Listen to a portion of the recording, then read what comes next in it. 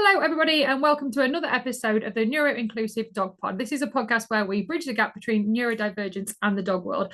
Today, I have got another amazing guest for you. And what I'm going to do is what I always do is let the guest introduce themselves because they'll be able to tell you a lot more about them in a lot more detail than I can. So, everybody, welcome. Say hello to Kay. Kay, do you want to tell everybody who you are, what you do, that kind of thing? Yeah, so my name is Kay. I am the owner of Turner's Dog Training, which is a dog training and pet care company in Southeast and Southwest London. Mhm. And we offer a range of dog training, dog walking, dog sitting, microchipping, and other pet care services for everyone. Super. So obviously this podcast is a little bit like about neurodivergence and dog training. So would you be happy to share a little bit about your either your own neurodivergence experience? Do you work with clients? Are you neurodivergent yourself? How does that kind of tie in? Yeah, so at the moment, I am currently waiting for an assessment and an official diagnosis of ADHD and autism. Obviously, when you're going through NHS, it can take up to 6 years at the moment. So at the moment, it's very much undiagnosed, but hoping to get something in the future. Yeah. I also do work with clients that are neurodivergent, whether that's just dog walking or whether that's a training or assistance dog training, but I work with them in a variety of different ways. Amazing. So what led you down that road when it comes to you working with people with neurodivergence or disabilities? What made you go down that route as opposed to any other dog training route? To be fair, it wasn't something that I'd overly thought of to begin with, but actually, a lot of people are or have been diagnosed recently. So, a lot of my clients in their day to day are just neurodivergent, whether that is, mindly and they don't need any assistance, or that is heavily and they do require some level of assistance. And it all pretty much started as I sort of approached ADA, who are the Autism Dog Assessment Association, and they offer public access tests for people who have owner trained assistance dogs. So I am one of their assessors. I've been doing it for just over a year now. Uh-huh. And that's where I've met a lot of people who are neurodivergent on a big range of a scale from, high functioning, they don't need a lot of support, to assistance dogs, mobility dogs, and dogs who help them with their day to day life, such as managing being outside, anxiety, meltdowns, panic attacks, PTSD, stuff like that. So a massive range on the spectrum of what dogs might be needed for. So Yeah. that's what I've been doing for the last year and a bit. Amazing. So, for anybody watching or listening that isn't really familiar with how assistance dogs help people with neurodivergence, could you just give us a couple of examples of ways that a dog might help somebody? Yes, obviously every dog is different, and each task that helps with a disability is very much specific to the owner and to what they're needing for. But for a lot of people with autism, ADHD, or any sort of neurodivergency, stuff such as retrieval of medications, if they might forget or they might not know where to get them, interrupting meltdowns, panic attacks, and anxiety behaviors. So either through deep pressure therapy, so providing, body weight from the dog to sort of calm them down and help relieve their blood pressure, crowd control. So if it's getting a bit too noisy, a bit too loud, either providing the owners with a bit more space or leading them to a space where they can just go and be away from the crowd, away from the people, and the dog just sort of takes control. Amazing. Interrupting self-harm behaviors, interrupting behaviors that are leading up to a panic attack, so they can also, sort of stop or limit a panic attack or a meltdown to a full extent, because for some dogs they are able to sense it before it happens, or there's physical triggers which predict that it's going to happen, and they can sort of interrupt it before it fully goes into a meltdown or into something that is a bit more severe or can cause more issues. Amazing. So, from a dog training perspective, it's quite complex, isn't it? There's quite a lot. They help quite a lot. Is it? Would you say it was hard to train with the work that you do? Do people struggle to train the dogs? Is it really easy to train the dogs? Is it something that's quite in depth? Is it a long process? Yeah, it's something that's very, very in depth. For most people, we just say, either whether you get a puppy or a dog that's come from a company that is fully trained. For owner training, we essentially go for the basis of, 0 to 12 months, they're a puppy. Let them do their puppy things, let them socialize, explore, but also you can teach them tricks which can then be used later on in life. So stuff such as a middle or an orbit, so going around the legs, can be used for crowd control later down the line. Stuff such as teaching a fetch and a drop can be used in the future for retrieving meds. So a lot of things can be taught as a puppy as just really, really fun to do. This is great when we do it. But then as they get older and, they are suitable to become an assistance dog in training, we can actually start to tailor the task to mitigate a disability rather than just being fun and games. But it is very, very hard because it is stressful. There are flaws. There are days when it's just overwhelming and it's completely too much. And there are days when it just doesn't go to plan. It's very long.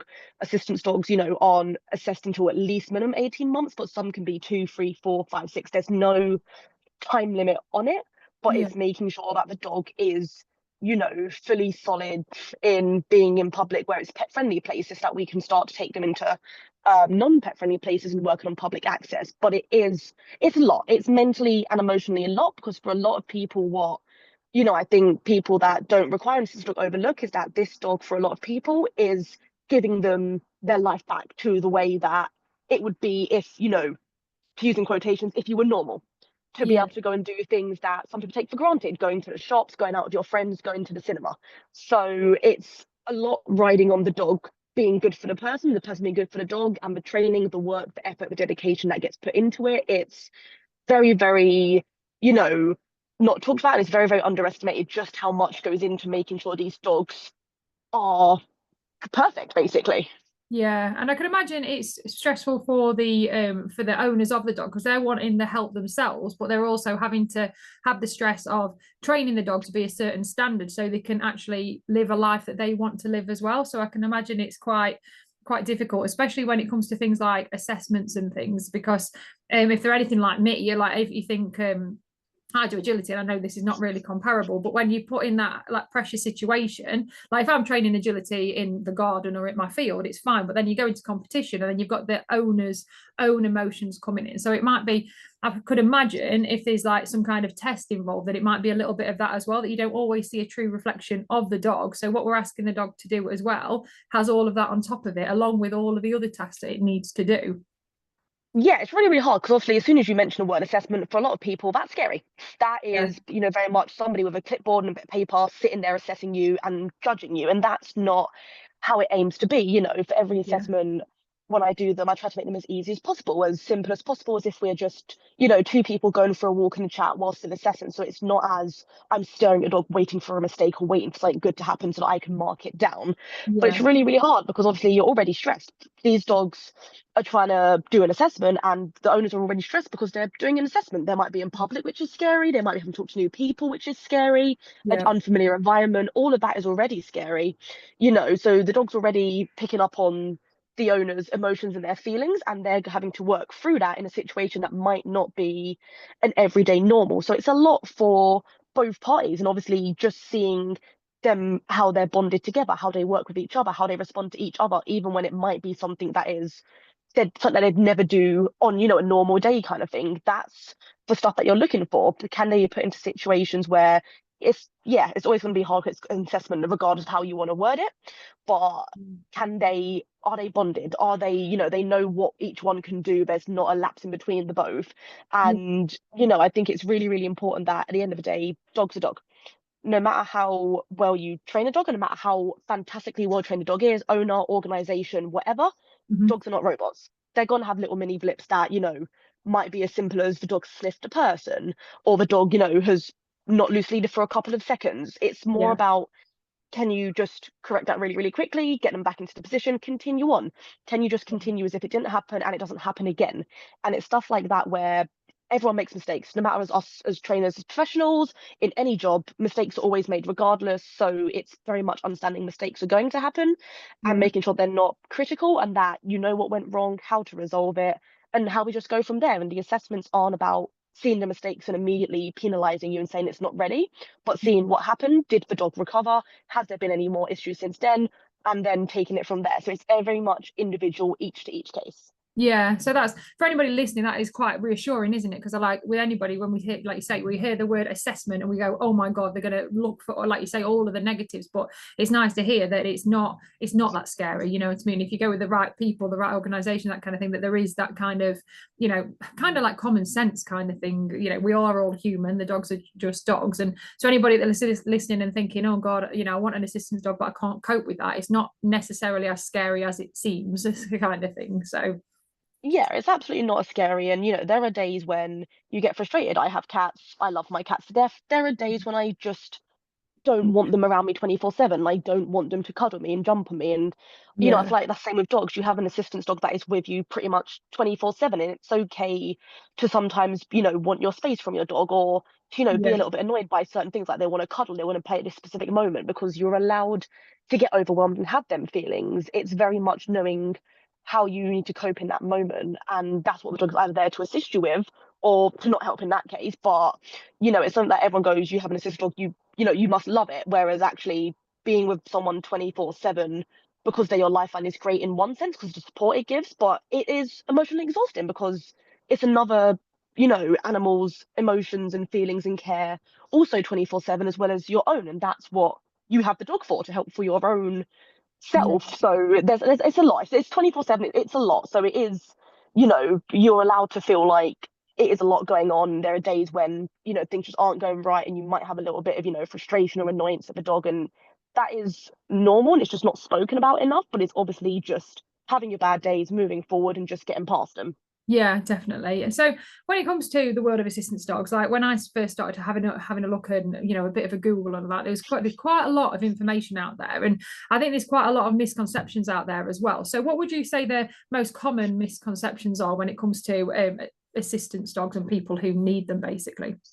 I think a lot of the misconceptions are in two sense. One with the people, we get a lot of, you don't look like you need an assistance dog. You don't look disabled enough. You don't look like you're Mm. struggling enough that you need a dog. And then also, your dog does not look like a breed that is an assistance dog, so it must not be legitimate. And I think both of them, in their own separate ways, it's very, very A, discriminatory, but also it's very, very draining and exhausting to have to fight, for something that should just be a normal. It shouldn't be anybody else's business if you need an assistance dog or not, as long as they mitigate your disability and they are trained to a standard that is professional.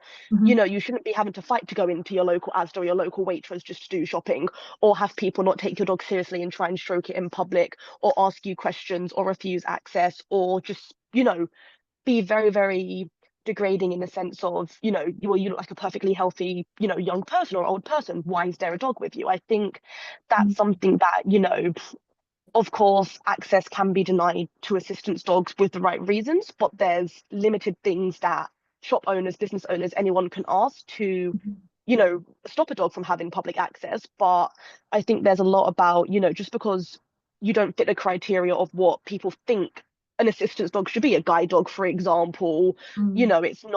it's not a case of because it's not a golden retriever that has a vest on and a handle that it's not a legitimate working dog, because each dog is trained specifically for the owner, not with a major organization that everybody knows. So there's obviously going to be a level of, access difficulties, but it shouldn't be like that, basically.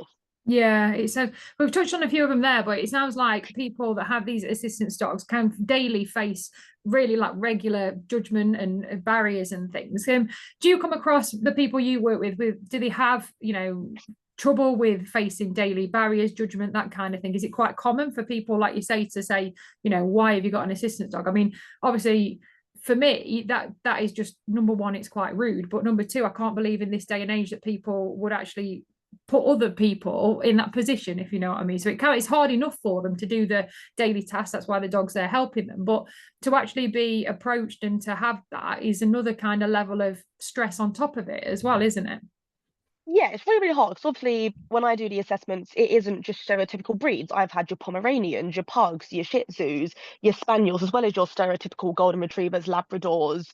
Mhm. But there is a lot of, especially with the fluffier dogs, a level of, oh, they're unhygienic and or they're not a working dog. Why do you have them? And I think there's a lot about, if you're not in a wheelchair and you don't have a walking mobility and you don't look like you are struggling, what is the need for it? And in reality, some of these dogs are mental, psychiatric, as well as medical, not just physical. And I think, when you get into the nitty gritty, a lot of people are just curious, kids curious, adults are curious, but it's the way it's come across. You wouldn't ask a person with a walking stick, oh, what do you have that for? You don't really look like you need, like, it's not something you would say No. because you see the age and you go, makes sense. So I Yeah. think, for a lot of people that are just trying to go about their life as normal as they can be, having somebody blatantly point out, you've got your dog, what is it? Or even like going into restaurants, there are still places where recently doing an assessment, I did have the manager actually tell me that our assistant's dog couldn't be there because it wasn't allowed. And, after some talking to the owners and showing them the Disabilities Act, they did go and review their policy and determine that we were allowed in there. But for somebody that is already nervous and stressed out, having a manager of a shop then come and tell you, actually, you can't be in here with your dog, this is not how it's run, kind of thing. It's upsetting.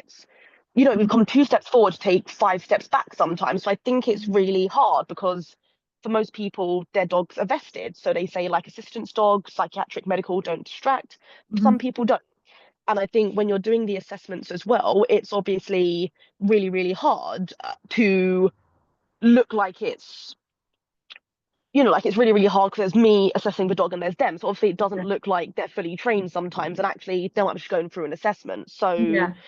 for me, just to make it a little bit easier, I do actually have personalized uniform to state that. So I've got a really, really lovely lady on Instagram and Facebook called Patches Portique, but she's actually made a specific uniform for me, which just says in training on the back of it. Yeah. Oh, perfect. Yeah. So when I'm in the assessments, I have that on to just basically state we're doing something. Don't talk to us. Don't acknowledge us unless you need to. Leave us alone. We're here for a reason. Yeah. And I think that does help a little bit because people from behind see, oh, they're in an assessment. Oh, they're training for something with the dog. Cool, they're doing something. And I feel Yeah. like that, when doing an assessment, gets a lot less noticeability and it looks a little bit more professional, even though it shouldn't have to, kind of thing. So I think, we have this ideology of if the dog isn't vested and it isn't a professional looking vest with assistance dog, do not distract and something, it's not a legitimate dog and you don't need that. So I think there is a lot of, public access issues that people face on a daily basis, whether it's people asking questions about the dog that are just downright disrespectful kind of thing, or Yeah. it's shop owners, believing that because it isn't a Labrador or a guide dog, it's not an assistance dog that's welcome kind of thing. So I think a lot still needs to be done in the level of awareness of different breeds of dogs being an assistance dog and Yeah. also what isn't appropriate to be asked for assistance dogs. Yeah. So when it comes to businesses and business owners, I mean, we're getting a lot better now with seeing more and more pet friendly, well, dog friendly places. However, there is still a lot of places that aren't pet friendly that people with assistance dogs can go into. So for any kind of business owners, is there an appropriate way that they can ask and approach the people with the assistance dog without actually overstepping the mark or upsetting them? So obviously they might be curious and have questions, but what would you recommend that they do in those situations to make it, so they get their answers, but it's less stressful for everybody involved, basically? Yeah, so shop owners are allowed to ask 2 questions on assistance dogs if they are planning to, refuse them. And the first question is it an assistance dog? And the second question is, what tasks is your dog trained to do to mitigate your disability? They're Right. not allowed to ask what disabilities you have or what, you have that makes you need the dog, but what the dog does to benefit you as the person needing this dog and how does it provide support. That's Right. the only 2 things they're allowed to ask. And, that could be a range of deep pressure therapy, alerting people, crowd control, medication, seizures. It can be so many things, but it's a way to get, an understanding of what their tasks might do. As some dogs bark to alert if the owner's having a seizure or they're fainting. Some dogs might jump up to alert the owner they're going to have low blood pressure, go and sit down. So, stuff like that for people that don't know about assistance dogs will go, that's an untrained dog jumping up. Whereas to people that have just asked a question, understood that it's an assistance dog that's working, it's very much the dog's jumping up for a specific reason. Maybe go and ask if she needs some help, ask if she needs some Yeah. water, stuff like that. But Yeah. they're the 2 questions where it's not being intrusive.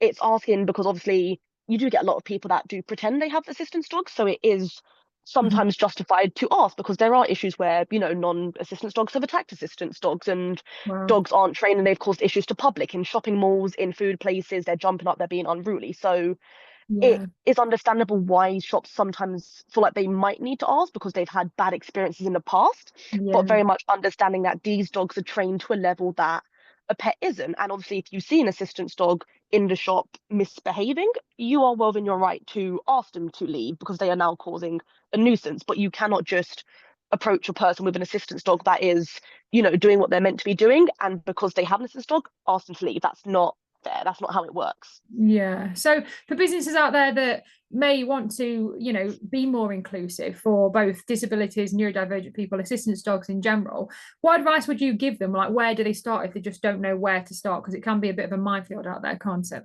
Yeah, there's a good couple of websites that do have advice on assistance dogs. If you look on the ADA website, they have some good, understandings for businesses about it. And there's another site for, I think it's like AD Protected. But they have a lot of good sites and free information and little mini courses for business owners to Oh, actually do to understand a bit more about what they do. I can send you over the link for that, but yeah, they have a perfect. lot about what you can do, what you can ask, and just, you know, teaching them more about assistance dogs, the laws, the regulations around assistance dogs, the Disability Act, and as a shop owner, what you can do, as a business owner, what you can do, and what you can do to support people with assistance dogs that are asking for access into shops as well. Amazing. So yeah, definitely. If you can send me the links for that, I'm sure that will be useful for anybody listening because like there's so much. That's why I love doing these podcasts because there's so much that the general public I don't know, and it's like when we talk to more people, we're like, oh wow, I didn't even know that that existed and stuff. So by doing these, it's raising a massive amount of awareness. And yeah, so definitely send those over. So what advice would you give to anybody with an assistance dog who maybe experiencing difficulties when they're out and about with their dog? So how could they make the experience less stressful for them if if they've gone through, I don't know, a couple of instances where they've had bad experiences and it's actually made them been put off going out again, because that can happen, can't it? I know uh, years ago when I first got my dog, I haven't got an assistance dog, but I got Milo personally just to let me get out of the house because I had severe anxiety and I was like, I need to get out of the house, but I don't want to go out of the house on my own, kind of thing. And if you have a bad experience, then one person saying the wrong thing can actually set you back, can't it? So if anybody has got an assistance dog and they're experiencing anything like that, what would your advice be? Yeah, there are a lot of places online, especially assistance dog companies that offer assistance dogs training, owner training, that Mm-hmm. do actually have little mini cards or a leaflet with, some of the Disability Acts and the laws and regulations that you can hand to shop owners to just basically explain, what is and isn't allowed to say, to ask, to do, and stuff like that, which can be helpful if you do have a bit of social anxiety, you're non-confrontational, that kind of stuff gives you a lot of anxiety. Being able to give them something, say, look, please read this before you deny us access. It gives them a chance to actually read something that is, professionally done Yeah. and essentially understand a bit more about assistance dog, their tasks, their roles, and what they do to help people. And it Mm-hmm. gives them a chance to actually reflect on something that has been handled really well, it's been given really nicely, and go from there. So I think stuff like that really works. A lot of people do vest their dogs. It is an illegal requirement.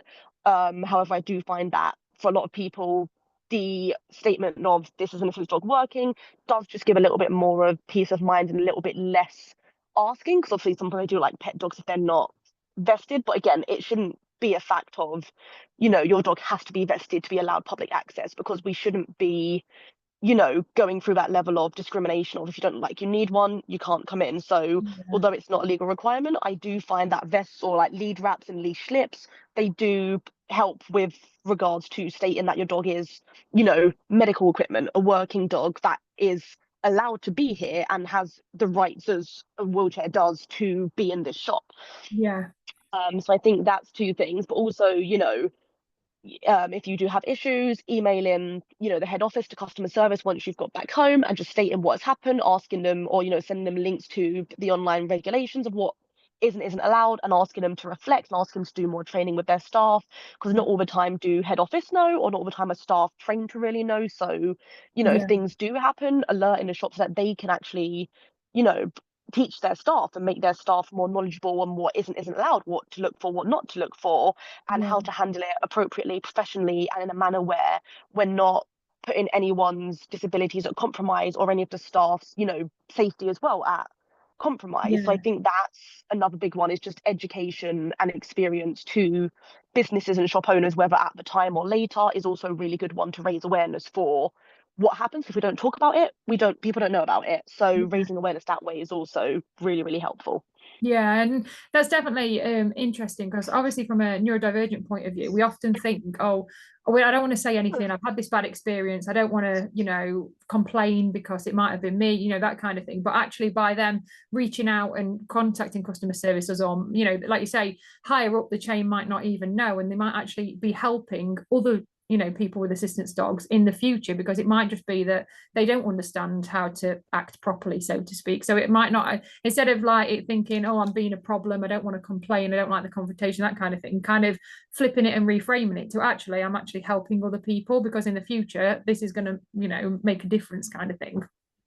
Exactly. It's very much that, yeah, we don't always want to say something for risk of getting somebody in trouble, someone fired, or just somebody, feeling like you're telling off someone, but Yeah. actually you might have just stopped, the next six people from being denied access because actually the staff now have an understanding of it. And whilst, you know, it did not help you in that moment, you've then gone on to do something that has changed the accessibility for lots of other people to come. And I think, every small change and every small step we do makes such a big change in how things are perceived, approached, and responded to in the future. So I think it is really important, although it might be a bit awkward or a little bit uncomfortable to sometimes, state what's happened. It actually is really, really beneficial for all parties to move forward from this and to do better, because all we can do is do better. Everyone makes mistakes. Yeah. Everybody has to learn somewhere, and creating the awareness allows more people to learn about what people go through, what they struggle with, and also the opposite end of how they've approached it before versus how they approach it now, and how to make it more, accessor friendly, user friendly for everybody, not just for people without assistance dogs. Yes, definitely. So you've touched on it a little bit earlier about how you've witnessed some incidents, and you've heard of incidents where people have been treated unfairly, I would say. But has your experience of that, or stories that you've heard, has that shaped the way that you do your training, the way you carry out your assessments? You mentioned that you have got your jumper now, which makes things a lot easier and clearer for people. But is there anything else that you've done that has shaped the way that you've designed your services? I think very much, everyone is different. For most of it, I do like to have set routes of when I'm doing the assessment, where I'm going to go in what order, just because I like that level of knowing where I'm going to be at what time. But I Yeah. think as well, knowing the shops that, improves experiences have been very, very accessible friendly, just means that I don't have that fear of, okay, what if we go in here and we get, asked questions, and then the owner might have issues with that or trigger something, and then we have an actual medical or psychiatric issue that we have to then deal with, kind of thing. How can Yeah. I reduce the risk of conflict when I'm doing an assessment for people to make it less threatening, less overwhelming, less scary? So Mhm. giving myself a route, having the identification that, I am a dog trainer, we are in training, we are in an assessment, do not approach, do not touch, do not pet, kind of thing. Yeah. Advocating for the owner if we're in a busy place or we're in a crowded place, the owner stands one side, I will try and also stand near to the dog so that I can also body block if needed, because kids see dogs and they want to stroke it. People see dogs and might not see a vest or see what's going on. So being able to also prevent, owners, other people of the public from interfering with what we're doing is also really, really helpful. Yes, the dogs, aren't being distracted by this, but there's no point putting them at a risk of being distracted because people are trying to touch them, approach them when it's not necessary. So I think stuff like that, your leash lips, and also just for certain places asking for permission ahead of time. I'm going to have an assistance dog, is this allowed? Just a little email just to give a little bit of a heads up, just to explain, rules and regulations beforehand, just so that access is easier as I'm doing the assessments, explaining to the owners, what's going to happen. We're going to do this, this, and this, and this step, and explain, how long we're going to be here, what we're going to do in here, but making it as normal as possible. There's a lot of trainers and people on social media who will show them training their assistance dogs. Mm. And, that is their way of training, raising awareness, which is great. But obviously, for a lot of people, we're not doing the same things. They're never put into downstairs and we're walking away, kind of thing. We are just walking next to them, shopping as if you just genuinely would, going to Yeah. a restaurant as you would. There's no fancy tricks involved unless it's to help a disability. There's no, sit downstairs and leave and, walking certain paces away and stuff. It's very much day-to-day realistic life of this dog doing what it's going to be doing every day with you until it retires, basically. And, Yeah. that's where it makes it easier, for people, because the dog's with us, dog's under control, the dog's well cared for, is helping the owner, and we're just essentially going about our lives without causing a disturbance to anybody else as well. There are people who are nervous of dogs, petrified of dogs, allergic to dogs, and that is absolutely within their rights. That's absolutely fair. So Mhm. making sure that we're not doing anything that is unnecessary sometimes Yeah. for, training purposes, when it might put a risk to other people, in the same way that we wouldn't want other people to do things that would put us or our dogs at a risk. So Yeah. very much consideration on both aspects of, people might be scary, people might be allergic, and the other sense of, people might be discriminated against, and just that level of just compromising what we're doing, how we're managing ourselves, so Hmm. that we are showing, as either with an organization or owner trained, what our dogs are meant to do and how an assistance dog should be. This is Yeah. how it is. This is what we do. People aren't having to move for us. We're not creating a disturbance for anybody, and people aren't having to adjust themselves for us. We're not adjusting themselves for them. It's just natural. It's just normal. Yeah, amazing. I like how it's all, like you say, tailored for the individual as well. It's not a case of it's not just a tick box exercise. It is tailored for that individual and that dog. So that's amazing as well. So we've covered a lot of information. Where could people go if they want any more information on or want to work with you? Where's the best places to get in contact with you? So obviously I'm an assessor for ADA for public access. So if you've already owned or trained a dog and you're looking to go with an organization to get certification, whether for public access or for aviation, if you head to ADAA, they will have all their advice on how you can apply to, become registered under them. For Mhm. myself, I am currently an associate trainer for some companies, and I am just, still in the beginning stages of my assistance dog journey. Mhm. And my website is www.turnersdogtraining.co.uk. You can find me on Facebook and Instagram, Turner's Dog Training. And essentially, if I can help, we'll obviously go through the basics, have a little call, have a little chat. If not, referring you on to a company or a trainer who is a bit more experienced than me, kind of thing. Mhm. If you look at stuff like adolescence dogs, they're also a really, really good company. There's loads of different companies out there, kind of thing. ADUK are also a big one. So Mhm. just having a look at, the charities that are registered, or the companies that are very well known, offer a lot of support with medical detection, scent work, psychiatric alerts. There's so many different companies that are either tailored, so like medical detection dogs do purely medical detection, Mhm. hearing dogs for the deaf do predominantly hearing dogs, you guide dogs. But there are loads of organizations for assistance dogs where people will specialize in, scent work and medical, your diabetic, your epilepsy, your seizures, and then your Mhm. psychiatric, your trauma, your anxiety, your neurodivergence. So Mhm. there's so many different routes you can go down. But speaking to the trainer, most trainers will do like a free little introductory call, and you can just speak to them, see what you feel Yeah. about them, see how you like them, see if it's what's right for you. Just because it's good doesn't always mean it's the right for you. And it's knowing that and being able to Yeah. go, you're really good, but this isn't for me, and just trying somewhere else. Trial and error for some part, but making sure Yeah. that whoever you're going with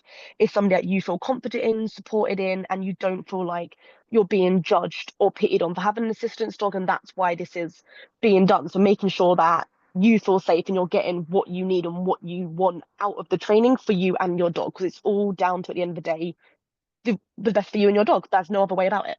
Yeah, definitely. And I think that's definitely right what you say, finding someone that you can actually connect with as well and feel comfortable with, because obviously that's going to affect the assessment as well, isn't it? If you've got someone that genuinely that makes you feel a lot more at ease and things, it's, rather than someone that, stands there with a, like you say, a clipboard or something. So like you say, go into and having that initial chat with them is going to be one of the key things to do, isn't it? And knowing that it's okay to say, this is not for me as well. I think sometimes with neurodivergence, we're like, don't want to upset anybody and we don't want to seem rude, and sometimes we'll go along with things that might not be right, but having that freedom and that knowing it's okay just to pick the right people, because those people will always have other people to refer on to, won't they, as well?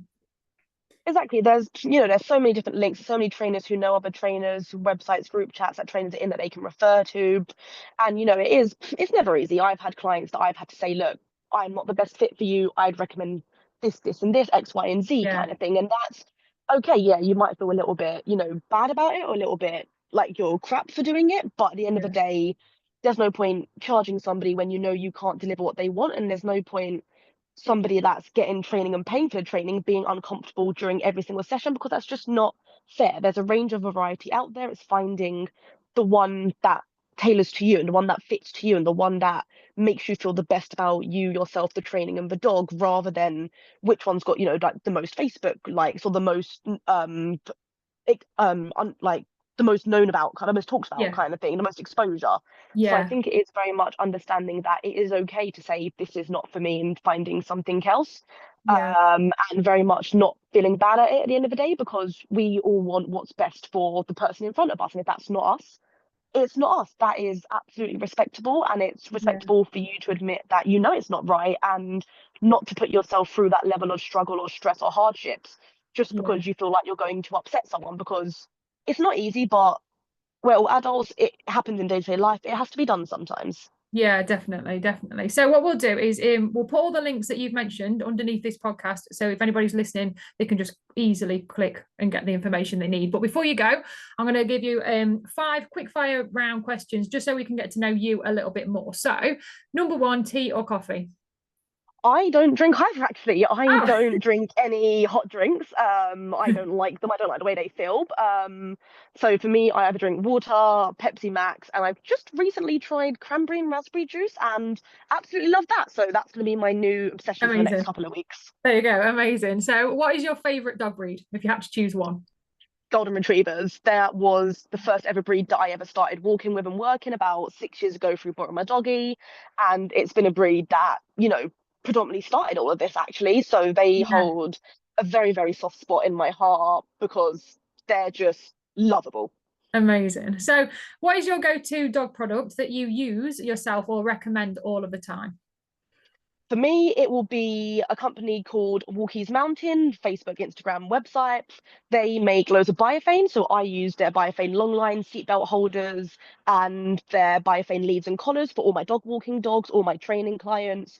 They're lightweight, they're cleanable, they're waterproof, and they're just A, a fantastic company, and B, I like the feel of biophane, and they're just long lasting and durable. So they are my go-tos for everything. They're always in my car with me. Amazing. So if you had to choose lead walk or off-lead adventure? Off-lead adventure. Yeah, I've not had anybody yet that said an on-lead walk. So yeah, that is quite a popular one. And then the last one, what is your favorite way to recharge after a busy day? For me, it's got to be reading. It's something that I actually do quite a lot, and probably to the point where I give myself a migraine, so probably not the healthiest. But I'm absolutely obsessed with reading different books. And if I'm not reading, I will probably be ice skating. Amazing, super. So thank you so much for coming on the podcast. Like I said, I will put all of the links for people to get in touch with you below. But if you are watching the podcast or listening to the podcast and you haven't yet subscribed or followed, make sure that you click the button so you don't miss a future episode. So thank you very much for joining us. It's goodbye from me and goodbye from Kate. Thank you for having me. Thank you.